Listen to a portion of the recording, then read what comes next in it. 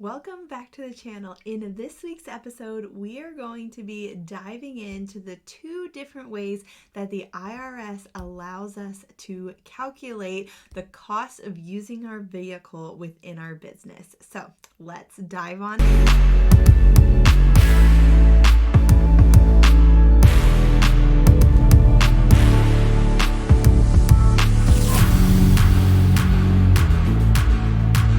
I'm Heather, a wedding and senior photographer based in Pennsylvania, and on this channel I help other photographers manage and understand their taxes as a small business owner, streamline their systems so they can spend more time with family and friends, and I also love to give a little sneak peek into my life here and there. Now, today's episode is going to be full of information, but I'm so excited to be diving deep into the two different ways that the IRS offers us to figure out the cost of using our vehicle in our business so that we can use it as a deduction when it comes to taxes. So the two different ways are either the standard method or the actual expense method, or the actual method. Now, these two are pretty different and have some pros and cons to each of them, but I do want to start off by saying that no matter which one you select per year, when it comes to your first year with your vehicle, I strongly and highly recommend selecting the standard method, because if you don't select that one for your first year, then you have to do the actual method every single year after that with that vehicle. With the standard one as your first year, you're able to switch back and forth based off of which one is more beneficial for you and gives you a better deduction on your taxes. So unless you have a vehicle that you use heavily and is the main source almost for your business, then I would recommend doing the standard method as your first year with your vehicle. Now, I know I just mentioned that and you're like, I have no idea what the two methods are. Can we dig into that? We are going to do that right now. So let's dive on in. Let's start with the standard method first.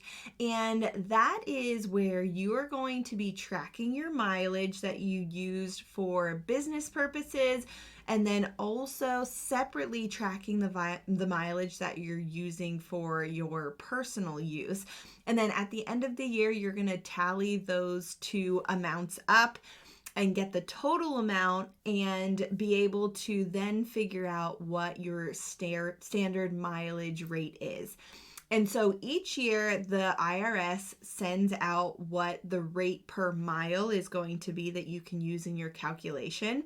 Basically, you're going to be taking the miles that are for business purpose for that year, multiplying it by that rate per mile, and then that will give you your amount for mileage for the year for business purposes. So for example, if you do 5,000 miles for business and in total you do 10,000 miles for your vehicle for the entire year, you're going to want to take that 5,000 miles, multiply it by the rate per mile for that year, and in 2023, it is 65.5 cents. So you're going to take 5,000 times 0.655, and that will give you your total amount. And so for this example, that is $3,275, and that would be your standard mileage deduction for that year. So that is the process and how you use the standard mileage method. Now, some pros of this method is that you often get a larger deduction this way, just because of how it calculates out compared to the actual expense method. In addition, like I mentioned, after your first year, if you decide to use this one for that first year, then you can switch back and forth and use the method that is more beneficial and gets you the bigger deduction every year after that, which is a great flexibility that you can have in your taxes.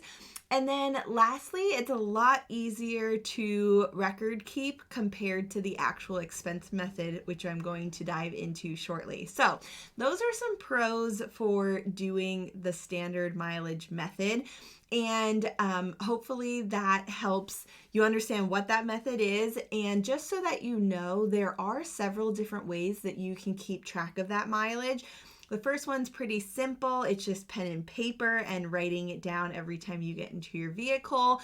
The other one is where you could use an app like MileIQ or QuickBooks that will track your miles for you. And then all you have to do is just classify them by swiping either for business or personal, and it will tally up those miles for you throughout the year and run a report for you at the end of the year. So those are the two different ways that you can track your mileage throughout the year each time you hop into your car. All right, then the other option for tracking your vehicle use and how you can use that for a deduction is called the actual expense method. And this is where you're going to add up all of the money that you spent on your vehicle for that year and then multiply it by the percentage that you drove it for your business. Now, this one's a little bit more time consuming because you need to keep track of anything that you spent money on for your vehicle. Some examples of that are if you lease and need to pay lease payments, any gas you purchase for your vehicle, repairs that you may have had for the vehicle throughout the year, or tune-ups or tires that you had to replace for the vehicle. In addition to that, your auto insurance and registration that you're going to be paying. And then lastly, you can also calculate vehicle depreciation in this method as well.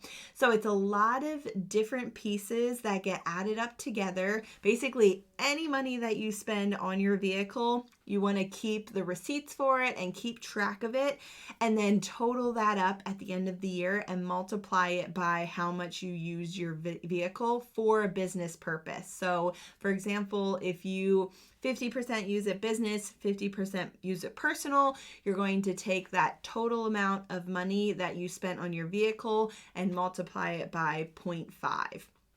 So some of the pros for using this method are that you actually get to account for vehicle depreciation, which can be beneficial when it comes to calculating out if it will be a higher deduction. The other one is that you could get a larger deduction in this method when you have a year where you had to pay a large amount for a major repair on your vehicle, like a new engine or something like that. Those years are oftentimes the years where this method is going to be more beneficial because you had to put more money into your vehicle than other years, and it could calculate out at a higher amount of money for your deduction than if you used the standard mileage method. Some cons, though, is that you're going to need to do a lot more when it comes to record keeping because you need to keep track of all of these different receipts and payments you've made for your vehicle. In addition to that, if you would choose to use this one on your first year with that vehicle, then you cannot switch back and forth any year after that. So it's going to be highly recommended for the first year to do your standard mileage method and then be able to use and switch back and forth to the actual expense method compared to starting with the actual expense method, because then you're stuck in that even if it's not beneficial to do it every single year. So that's just something to keep in mind as you're making that decision and which one would be more helpful for you either way or the other. So I just wanted to go over those two different options so that you knew which one is which and which would be more beneficial for you from year and year and year after that.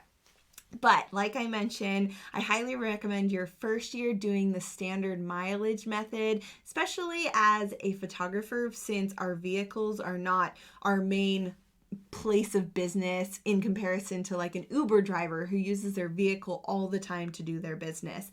Those are the people that the actual mileage method or actual expense method may be more beneficial to use every single year. So I recommend doing the standard mileage method. Then from there on, you can calculate both methods each year and see which one will give you a higher deduction, and then select that method for that tax year. But I just wanted to go over each of them individually, give you some pros and cons and the process to do it, and let you know just an overview of the two options that the IRS gives you when it comes to figuring out the cost of using your vehicle in your business.